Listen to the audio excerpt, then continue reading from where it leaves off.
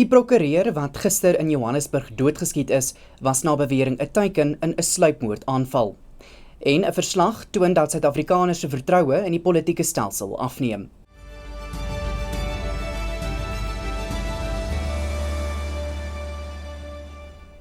Goeiemiddag, dit is tyd vir Pretoria FM se visuele nuusbulletin in Afrikaans. Ek is Walter Ernst.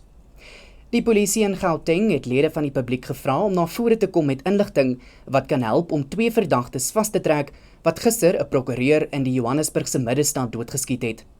Die 35-jarige prokureur van die mynmaatskappy Sibanye-Stillwater, Jeanette Chalikin, is buite die kommissie vir versoening, bemiddeling en arbitrasie doodgeskiet. 2 verdagtes het haar na bewering agtervolg voordat hulle skote op haar afgevuur het en hulle van die toneel gevlug het. Haar man Keegan vermoed dat onwettige mynboubedrywighede moontlik 'n rol in die skietdood gespeel het. Die minister van Gesondheid, Dr. Aaron Motsoaledi, sê hy is bereid om 'n tribunaal aan te stel indien enige partye die gesondheidsombud se bevindinge oor 2 sterftes in Gauteng betwis.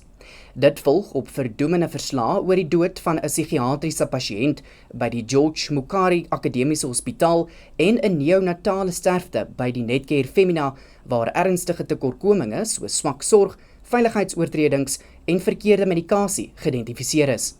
Motsoaledi sê die regering sal voortgaan om op die ombud se aanbevelings op te tree tensy 'n hof anders beslis.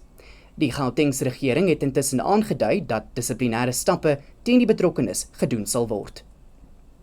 Nuwe navorsing deur die Raad vir Geesteswetenskaplike Navorsing, RGN, toon dat Suid-Afrikaners se vertroue in die demokrasie 'n laagtepunt bereik het. Die verslag, in opdrag van die verkiesingskommissie, toon dat slegs 17% van burgerlikes met die huidige politieke stelsel tevrede is.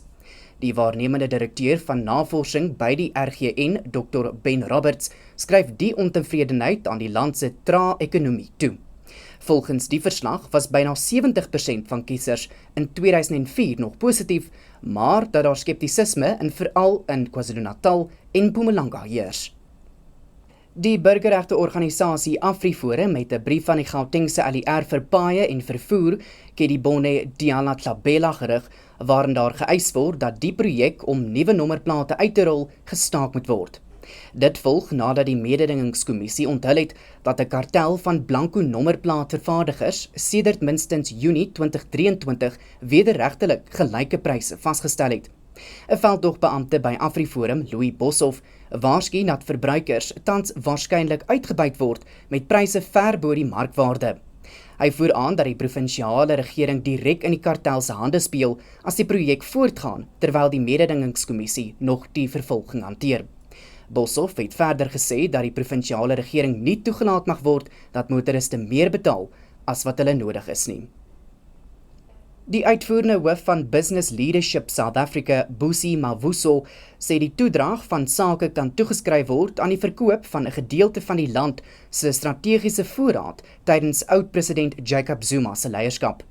Volgens Mavuso se nuusbrief is voorraad nooit, sedert die besluit om 10 miljoen vate van die reserves te verkoop, herstel nie. Die toestande kom te midde van 'n voortsleepende konflik in die Midde-Ooste en die ontwrigting van die straat van Hormuz, waardeur nagenoeg 20% van die wêreld se olievoorraad vervoer word.